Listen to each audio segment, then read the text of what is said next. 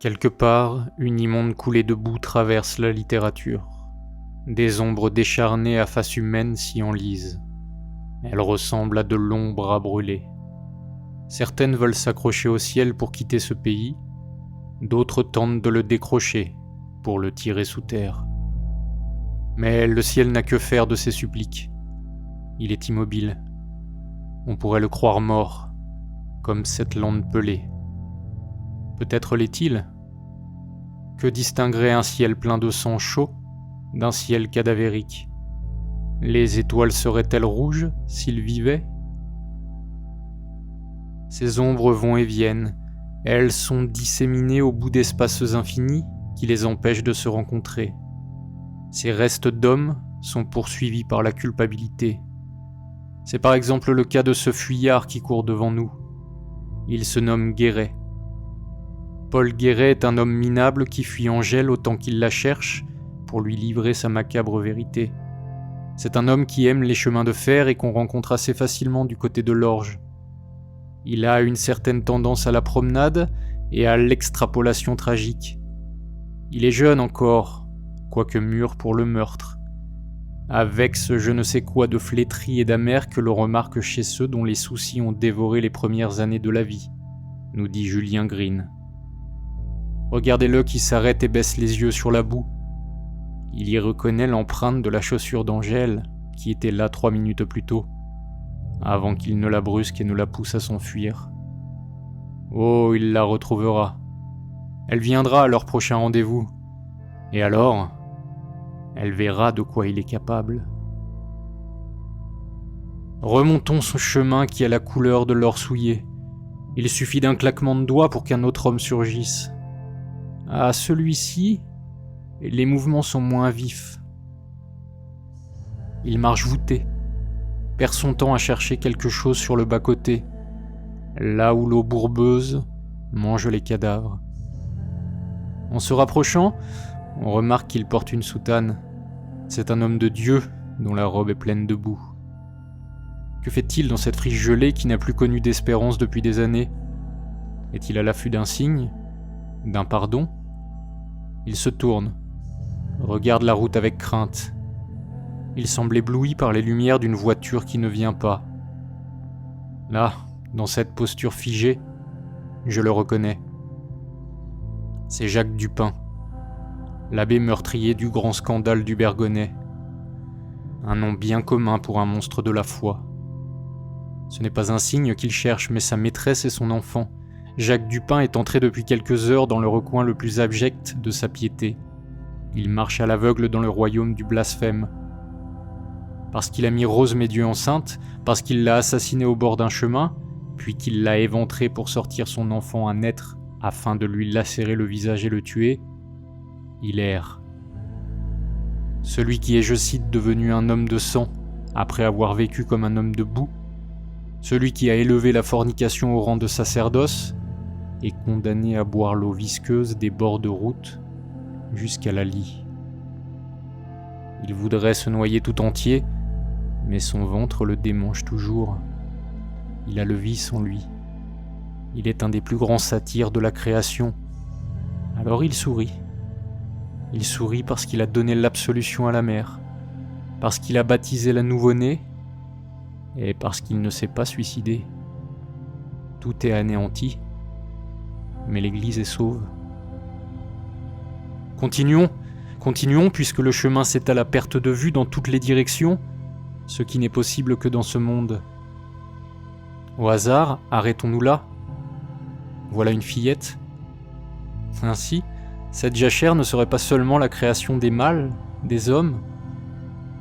Que fait donc là cette petite âme aventurière? C'est une enfant qui s'amuse à sauter dans les flaques d'eau. Tiens, c'était couru d'avance. À force de sauter dans cette gadoue, voilà qu'elle trébuche, et que le sol se renferme sur l'un des souliers, avec un affreux bruit de gueule qui lappe. La voilà qui sautille en pleurant de rage, tenant dans la main son pied nu. Que n'es-tu pas restée à l'école plus longtemps, petite mouchette? Que n'as-tu pas sauté une fois de moins dans la boue? Sans cela, l'orage, le vent noir, et surtout Monsieur Arsène, Tu les aurais évités, petite mouchette de malheur. Je comprends mieux maintenant. Pour une fois, sur l'infâme route, ne rampe pas le bourreau, mais s'égare la victime. Le crime a-t-il déjà été commis ? Arsène doit sûrement convulser quelque part, puant d'alcool et d'épilepsie. Alors sauve-toi, mouchette. Détale, décampe, disparaît. Mais où peut-on se cacher dans cette terre nue ? Non, mouchette. Surtout pas dans cette direction. Surtout pas. Ni chez toi, ni chez la police, ni chez la sorcière. Surtout pas dans cette vieille carrière, petite mouchette. Pas le temps de s'apitoyer. Voilà qu'un point noir apparaît déjà à l'horizon là-bas. Ce pays n'a que faire de la pitié. Le temps du deuil existe-t-il dans une telle prison ? Ce point noir, ce n'est pas un abri pour mouchette, mais rien que la carcasse noire de Siffrin. Siffrin pour qui l'existence ne peut pas durer éternellement comme ça, car elle est trop laide. Siffrin qui ne peut marquer le pas dans la boue jusqu'à la fin des fins. Il ne vaut pas mieux que Monsieur Arsène, avec sa tête noire dans laquelle dérivent des idées noires, toutes brûlées par la chaleur de la Provence d'André de Richaud. Oh, lui aussi cherche une cachette loin de tout et la trouvera, la barrette rouge. Mais nul n'est innocent qui cherche à gravir des montagnes pour se rapprocher du ciel. De la boue, il n'y a que ça à perte de vue, et l'on n'en fait que des simulacres d'humains. Elle est trop instable. Dès qu'elle sèche et se fendille, le corps n'a plus rien d'harmonieux. Il devient celui d'une bête féroce, d'un monstre défiguré. Parce que la boue est précisément la matière d'un dieu sans souffle, elle est l'antichambre de l'enfer.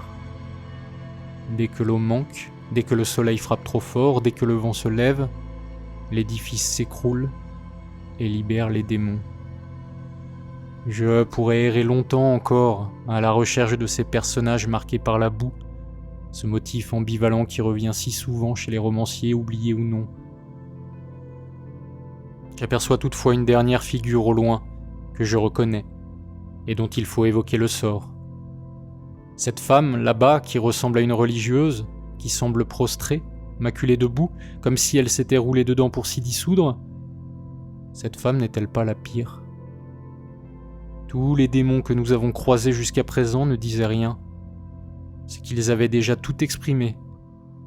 Le dialogue, désormais, ne continuerait plus qu'en eux, dégradant jusqu'à la fin des temps ce qui se cache au-dedans, dégradant, il faut l'espérer, même le vide. Cette femme, cependant, ne fait que parler. Elle glose à propos de la boue, s'enivre de boue. Elle se croit boue. Alors, plongeons en elle. Oublieuse postérité, épisode 31. Une histoire de la boue. Le Dieu des violents est le premier et unique roman de Pierre Debray. Il parut alors qu'il avait 24 ans, en 1946, chez Le Portulan, la même année et chez le même éditeur qu'un autre premier roman important, Heureux les Pacifiques, de Raymond Abellio, dont nous finirons bien par évoquer l'œuvre un jour. Nous pouvons toutefois noter l'étrange connivence entre les deux titres.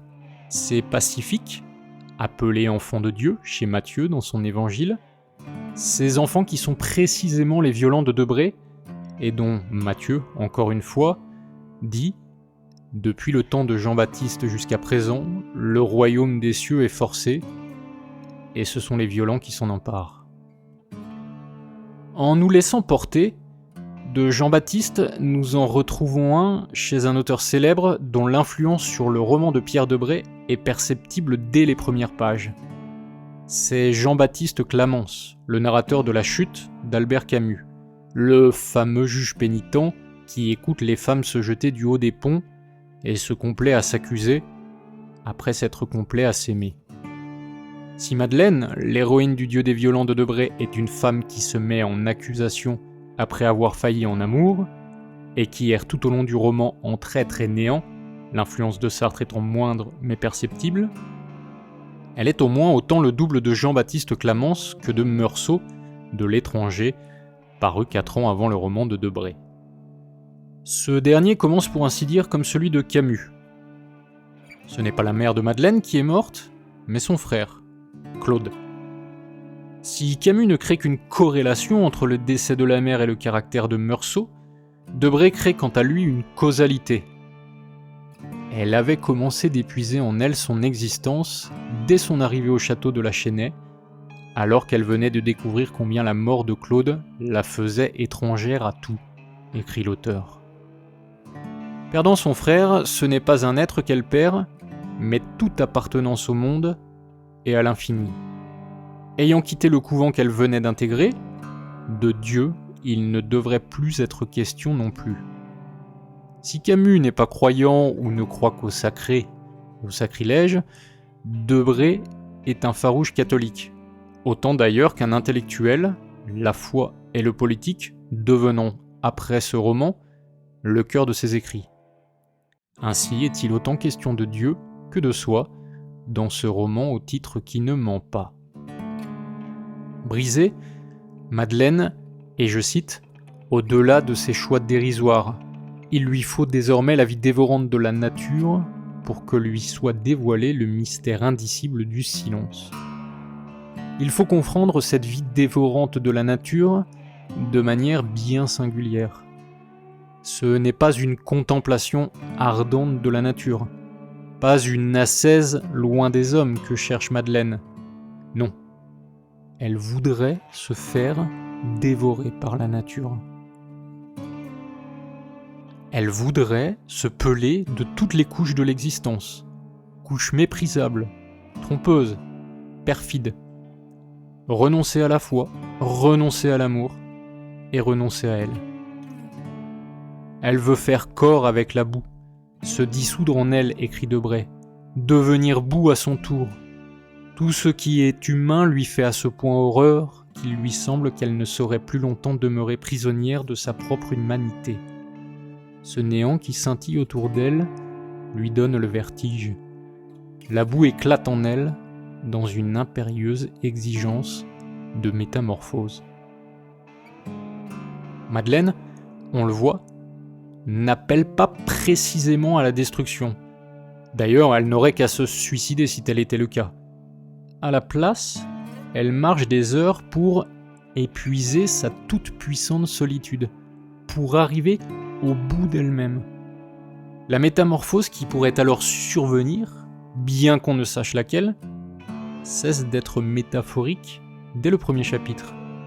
Éclaboussée de boue, c'est délibérément, je cite, et non plus seulement par une surprise du hasard, qu'elle laisse la boue couler au long d'elle, comme une couleuvre vide et l'enlacer. Toute l'entreprise de Madeleine se condense dans cet instant vécu et fantasmé. Une réification totale qui, la laissant inerte, ingérée par le monde, l'extirpe du cercle mortel du temps et la fait parvenir, je cite, à la bienheureuse éternité des choses. Parce que Le Dieu des violents est un roman de jeunesse, les principales influences de l'auteur sont perceptibles. Si Albert Camus est la première, deux autres sont notables. Nous pourrions d'ailleurs reprendre la courte préface qu'a donnée Daniel Rops au roman et la prolonger. Ce dernier trouve au Dieu des violents 4 thèmes. Le thème psychologique, le thème historique, le thème politique, et enfin le thème métaphysique. Ne sont-ce pas d'ailleurs les 4 fondements d'un chef-d'œuvre, comme peuvent l'être Le Figuier maudit d'Antoine Giacometti, La plage de Scheveningen de Paul Gaden, ou encore Le Roi des Aulnes de Michel Tournier. À ces 4 thèmes, ici, nous pouvons adosser 3 noms, ce que ne fait pas Daniel Rops. Si le thème psychologique est celui qui emprunte à Camus, c'est à Georges Bernanos qu'emprunte le thème métaphysique, spirituel.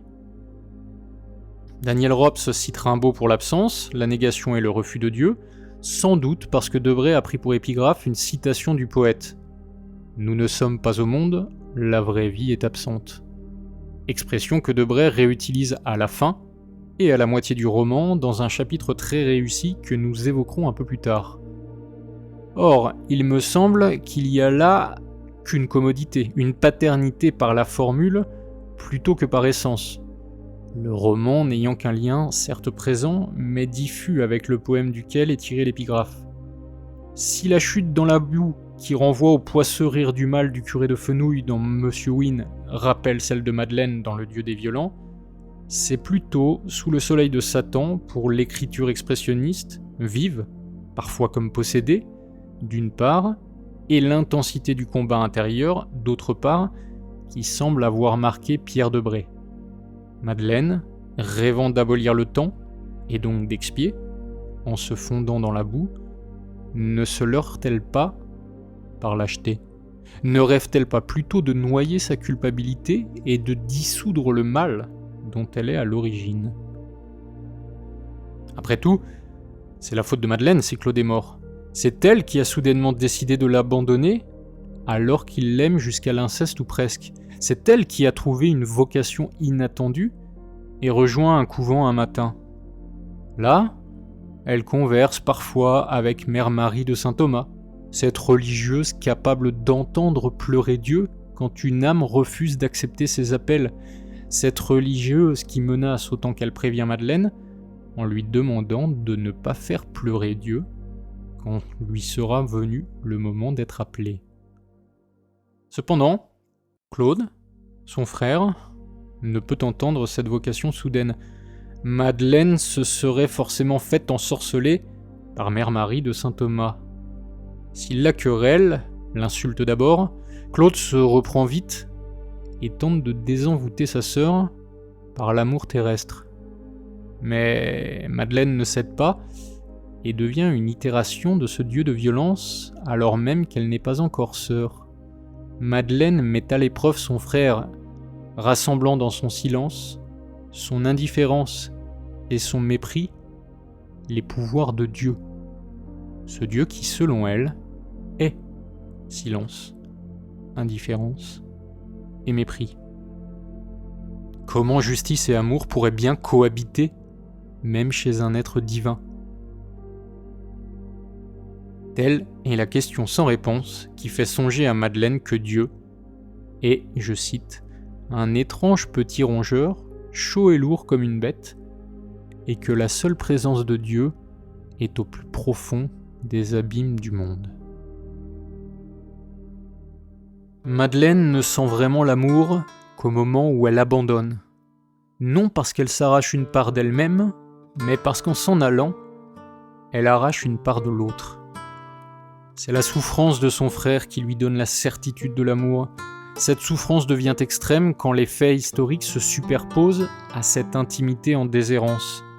Les plus profonds abîmes du monde, qui sont le repère de Dieu selon Madeleine, remontent à la surface de la terre avec la guerre. La France a perdu. La France est occupée et ne ressemble plus à cette patrie que Claude aimait tant. Il n'a plus de pays, n'a plus de famille. Il le dit à sa sœur dans une lettre, menace de se suicider. C'est alors que Mère Marie de Saint-Thomas joue son rôle.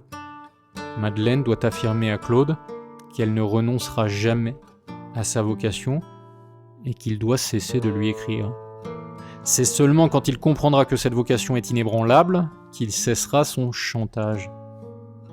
Madeleine s'exécute. C'est ainsi qu'elle exécute son frère. Le roman change alors de tonalité, ou plutôt superpose aux deux premiers thèmes, le troisième et le quatrième, c'est-à-dire l'historique et le politique. La figure qui domine désormais est celle d'André Malraux. Alors qu'elle tombe dans le néant, Madeleine rencontre un homme, Santelli, à qui elle s'offre pour approcher plus rapidement de sa complète dégradation. Debray écrivant alors cette phrase terrible, « Elle n'est pas désespérée, elle est sans espérance ». Santelli est chef départemental du francisme, un parti politique collaborationniste, et va bientôt demander à Madeleine d'infiltrer un groupe de résistants communistes, puis les trahir. À cet égard, le roman de Pierre Debray illustre bien sa jeunesse. L'auteur, catholique comme on l'a dit, était aussi communiste avant une complète mutation. Jean Cottereau, le commandant du groupe que Madeleine infiltre sur ordre de Santelli, et qui va finir par l'aimer, puisque la trahison n'est jamais si violente qu'en amour, justifie son communisme ainsi, doublant Debray. « Je ne serai en repos que quand il n'y aura plus rien d'offensé dans l'homme. »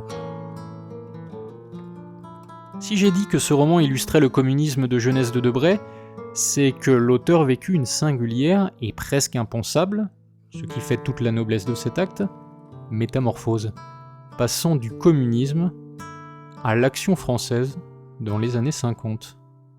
Ce qui d'ailleurs pourrait permettre à un commentateur avisé d'étudier la transmutation vécue par Madeleine comme une sorte de métaphore antérieure de celle que vivra Debray peu de temps après. C'est sous l'impulsion d'une discussion par article interposé avec Pierre Boutan que Pierre Debray abandonnera bientôt sa première patrie politique pour celle de Maurras. Axel Tisserand résume parfaitement cette conversion, écrivant que Debray était un Maurassien en puissance, n'attendant qu'une cause efficiente pour devenir un Maurassien en acte. De cette lente évolution, Debray lui-même dira en 1954, reprenant presque les mots de Madeleine, « Me voilà au bout du chemin, un sentier plutôt difficile, douloureux, coupé de traverses. »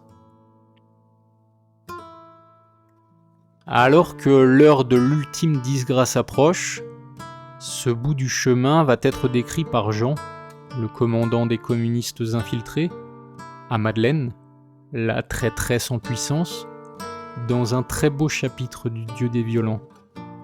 Malheureusement, en période de guerre, ce bout du chemin n'est pas une révolution politique, mais une révolution anthropologique. Ce chapitre, qui est autant un acte d'accusation qu'une mise en garde, est consacré à l'acte de tuer. C'est un écho à l'ouverture de la condition humaine. Chen lèvera-t-il la moustiquaire ? Jean, qui l'a levé, essaye d'expliquer à Madeleine ce que devient l'homme qui tue. Ce n'était pas la peur, c'était une épouvante à la fois atroce et solennelle qu'il ne connaissait plus depuis son enfance. Il était seul avec la mort, seul dans un lieu sans homme, mollement écrasé à la fois par l'horreur et par le goût du sang. Écrit Malraux. On a de plus en plus peur. Ce n'est même plus de la peur, c'est maintenant de la trouille, un ignoble vertige de chute. On est tout entier prisonnier de la peur, englué en elle, mais on agit comme à la parade, en automate. On vit sur deux plans à la fois. À l'intérieur, c'est la panique la plus affreuse, et extérieurement, on est la perfection de son personnage. Écrit Debray avant de conclure dans un écho sartrien, ce mort à ses pieds se fait l'instrument de sa liberté. Madeleine a déjà tué son frère par son silence. Elle s'apprête maintenant à tuer par sa parole. On ne trahit pas ce qui ne nous intéresse pas. Ce que vous appelez ma trahison n'est que ma haine de Dieu, dit-elle à Jean. Il n'est jamais permis de sacrifier des vies humaines à une expérience intérieure, lui rétorque ce dernier. Madeleine ira-t-elle jusqu'au bout d'elle-même ? Trouvera-t-elle l'absolu dans la trahison ? Deviendra-t-elle enfin de la boue ? Certes, le Dieu des violents n'est pas exempt de défauts. Ces fameux défauts de jeunesse qu'on pardonne volontiers dans un premier roman. Debray appuie parfois trop sur la sensation qu'il voudrait nous donner, répétant, reformulant, afin que son lecteur entende bien ce qu'il lui propose. Il mêle parfois tant d'idées que le propos en devient obscur, et parfois contradictoire, car il aurait fallu un développement plus rigoureux et plus long pour le circonscrire, mais cela aurait contredit la nécessaire emphase d'un personnage en quête d'absolu. Les ellipses et les quelques analepses ou prolepses auraient mérité d'être mieux indiqués. Les influences que nous avons évoquées auraient pu être un peu mieux masquées pour que l'autonomie de son auteur s'installe. Mais enfin, tout ceci sera atténué au prochain roman, Il n'y en eut pas, comme nous l'avons dit. Debray se dédiant ensuite à l'exercice de la pensée politique et religieuse dans ses nombreux articles et essais. Il n'empêche qu'avec une seule tentative, il mérite aussi d'être considéré comme un romancier talentueux, ayant déjà en quelque sorte fait sa révolution.